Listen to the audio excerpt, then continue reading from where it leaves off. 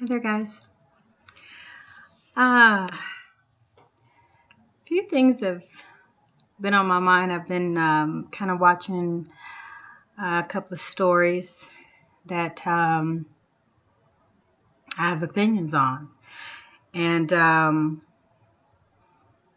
one is Kim Burrell, you know. Um, Now, let me say, I have been out of Christianity and the Christian church, that whole scene circle and all that for a number of years. Um, I said I was going to get on here one day and kind of tell that little backdrop of story because I was actually in ministry. I actually ministered for, not pastored now, I just ministered um, for a number of years. I really did through in different states. So, so it's kind of a story as to how I got free from that. But I may share it one day. I keep saying I will, and then I forget about it. But let me just say with Kim Burrell, I did listen to the video. It was actually a few days ago that I listened to it. And then I went and linked to some other videos where people had opinions and so forth. And one of the people I listened to, I can't tell you who he was, but he was a very obviously gay man who basically he had no point. He just kept calling her fat and fried chicken eating and talking about her weight and talking about her and her hair and her. I mean, just he was trying to be funny, I guess, like gay men do or whatever, trying to drag her through the mud or whatever, I guess to make her feel bad if she were to ever even see it. Um, but really, he had nothing to say except that it was basically the black church's fault for making black gay men and black gay down low men, if they use that term anymore, feel uncomfortable about the church, being in the church or coming to the church. And so it was the black church's fault. His rationale, of course, I don't understand.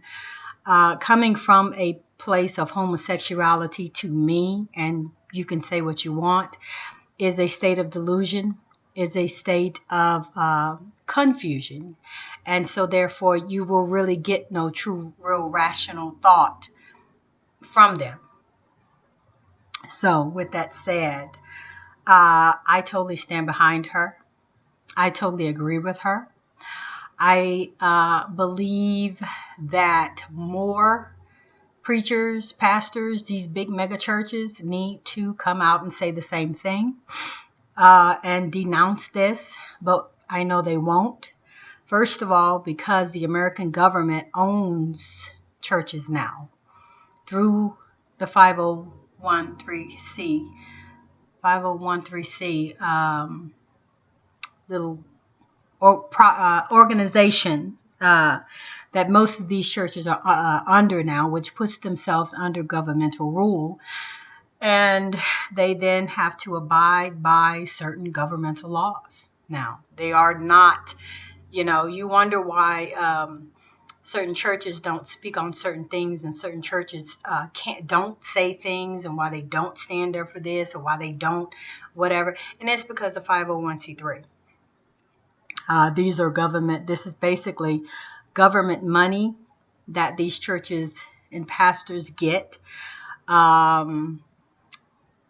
But yet at the same time, they have to follow very, very strict rules. Some years ago on social media, somebody had given me I don't know if they got it from a book or pamphlet or where exactly they got it from, but it was the whole detailed list of rules and things that these churches and pastors have to abide by once they get under the 501c3 governmental rule thing. And it's crazy. I mean, some of the stuff was crazy. I wish that I had that again. As time has gone by, I've lost it. I probably was on another computer or something. But I don't have it anymore. But I will get it again. I'll get it again some kind of way, because I'm going to continue to do my research on 501c3 and the rules and regulations until I find it, you know. So, but yeah, you all need to look into that, because it closes the mouth of a lot of these churches and pastors, and they willingly do it for the money. So they're getting that money, and they're getting all the money from their congregations and so forth. So, you know, these churches, they get very, very rich, and yeah, they will abide by whatever rules they have to continue to get money, you know. And so getting back to Kim Burrell, yeah, they can't say certain things. Now, Kim Burrell herself, I don't know. I don't know if she is under that or getting that or whatever. It could possibly be, because most of them are. But I just really believe that she caught a spirit of truth for a moment, because I don't listen to her. I don't know her. I don't follow Christianity at all, or any. I think it's all a spirit of deception and lies. But for whatever reason, I think that was in her and in her heart, and I think it came out. And, you know, I think she just was used by the ancestors and used by the spirit of truth at that moment, because she definitely spoke truth. It is a spirit of perversion. It's not a good thing, and it is something that is ruining, if it can even be ruined anymore, America, the black community, all of that. It's a cancer, and it's being pushed. It's being pushed so hard. I mean, we should know by now, when things are pushed by America, pushed by the government, pushed by society like this here, it's not good. We ought to know that by now. You know, we just, you know, then they equal rights, and then they compare it to the black struggle and everything. You know, the black struggle is nothing but a mockery and something to be used by whoever wants to catch hold to it. Nobody really cares about the black struggle, you know. So it's used. It's just used freely, and black people allow it. Black people don't say anything. I think it was the worst thing to ever have come about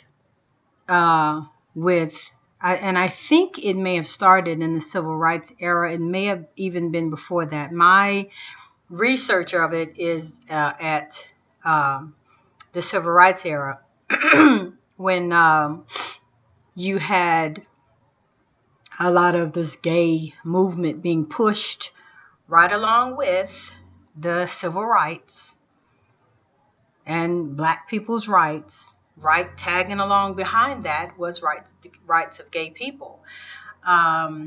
If you all don't know, you need to research Bayard Rustin.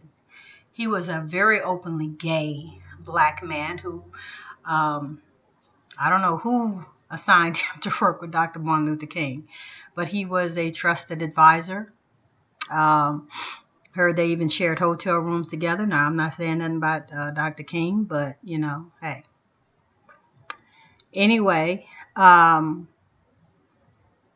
so he had a huge influence in that. And then further research of mine shows that even Coretta, after they died, I don't know if Bayard Rustin was dead, but I know after Martin had died, she continued on the the civil rights fight, but then also tagging along that gay agenda, you know. And like I'm saying, I think that was one of the worst things that black people could have done during that time, was to allow that to be done. I mean, they should have said, no, stop. We don't believe in this. That is not part of our struggle. We were born black. They choose to be gay. People can say what they want. But it's not the same thing. It's not the same fight and struggle, you know. Um,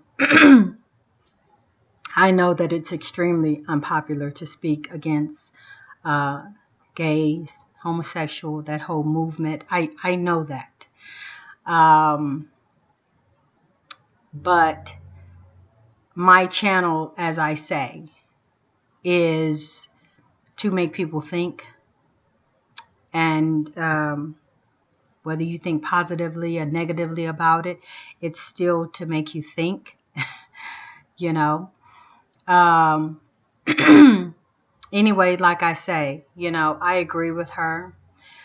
I applaud her for standing up and being bold enough to say that. I think, though, I think she came back and did, it wasn't really an apology. I guess she was trying to clarify what she was saying or whatever. And she basically, when I listened to that too, she was basically, in my opinion, kind of trying to clean it up a little bit. She was saying that she was speaking to the people in her church who were dealing with certain things in, their lives and whatever. But I mean, hey, I don't think she should have cleaned up anything.